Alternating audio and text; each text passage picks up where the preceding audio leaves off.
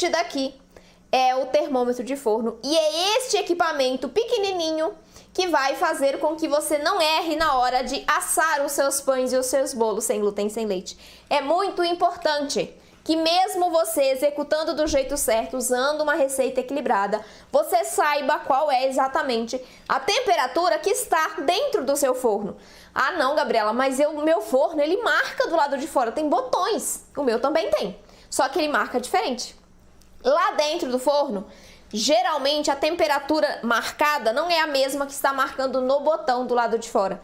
E é normal a gente ter esse tipo de resultado, tá? Eu já conversei com muitas alunas minhas e os fornos delas também dão essa diferença. Pode ser uma diferença de 10, 20, 30 graus. Tem uma aluna que a diferença é de 40 graus.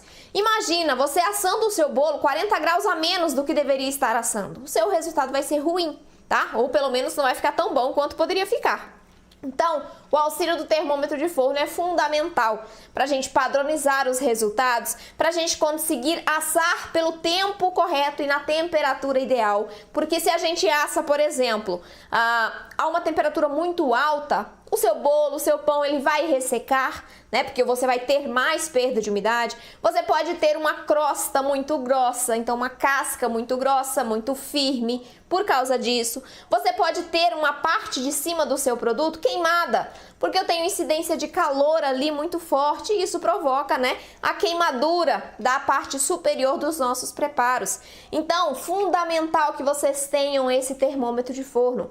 É um bichinho bem pequenininho que você vai colocar lá no meio do seu forno, lá próximo de onde você coloca a sua massa para assar. E você vai ficar observando esse pêndulozinho aqui da parte interna, tá? Do nosso termômetro. Perceba, esse daqui é um termômetro analógico, então conforme for aumentando a temperatura, esse pêndulo vai subindo. E você precisa observar que nesse tipo de termômetro eu tenho duas numerações, a de fora desse arco e a parte interna do arco.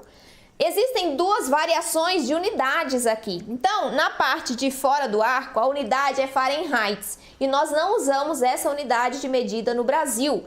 Nossos fornos são calibrados para nos fornecer uma temperatura em Celsius, graus Celsius. Então, você tem que observar a numeração interna desse arco. Nesse meu termômetro, essa numeração interna começa aos 50 graus. Então, vai de 50 e 50 até um limite de 300 graus. É esse termômetro aqui.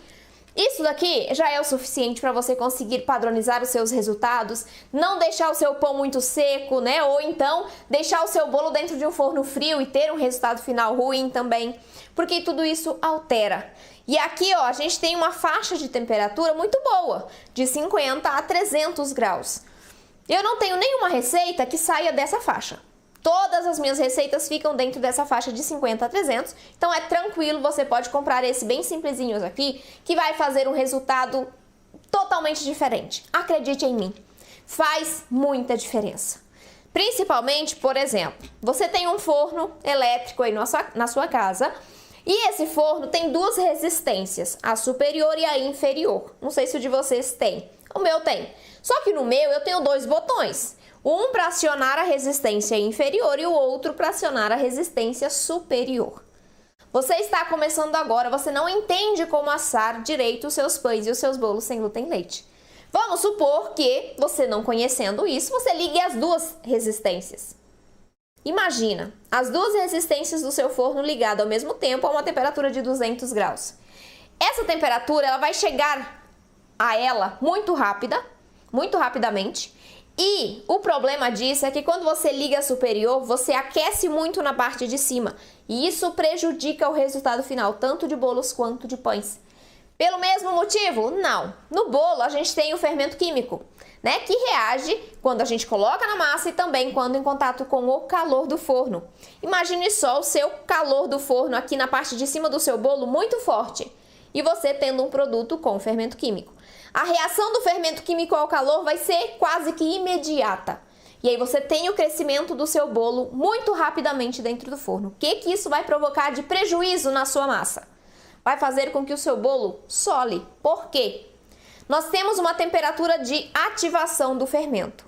Mas essa temperatura não é a mesma que ativa os processos químicos de firmeza da massa. Então, a temperatura para ativar o fermento, ela é mais baixa. Meu fermento subiu, fez a massa subir, né? Só que eu não tenho firmeza ainda. O que vai acontecer então? Minha massa vai descer do mesmo jeito.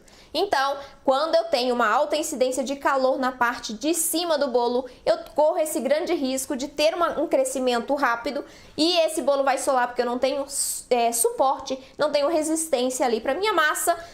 O peso da minha massa que subiu permanecer lá em cima, então ela vai descer. Isso é sério, tá? Porque outro aspecto é o aspecto dourado, né? Na parte de cima desse bolo, que pode te enganar. Como é que você observa se o seu bolo está assado? Só no aspecto visual? Você controla o tempo e a temperatura? Você faz o teste do palito? Quais são as formas que você usa para identificar que o seu bolo está realmente assado? Nós temos algumas maneiras e uma delas é o aspecto visual. Então, quando você olha para dentro do seu forno, o seu bolo está douradinho e você não usou o parâmetro de tempo de cocção, você pode se enganar, né? Porque você tá vendo aquele bolo douradinho, então na sua cabeça aquele bolo tá assado.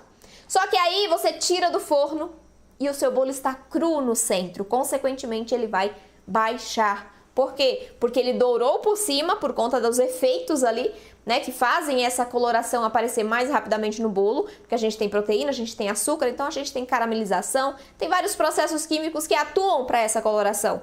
E esses processos químicos acontecem mais rapidamente quando eu tenho alta incidência de calor. Por isso você pode se enganar, tirar o seu bolo do forno ainda cru no meio e ele vai baixar. Então é essencial o uso de um termômetro de forno para que a gente consiga ter pães e bolos sem glúten e sem leite tão parecidos, tão gostosos, tão bons quanto os feitos com farinha de trigo e com leite animal.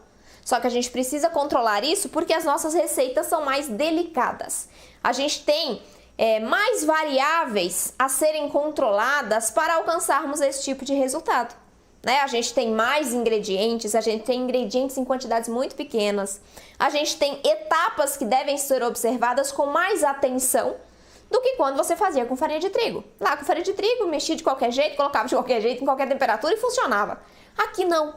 Aqui a gente tem uma massa mais delicada, com uma estrutura mais delicada e a gente precisa controlar o maior número de variáveis possível para conseguir alcançar um resultado perfeito. Concorda comigo?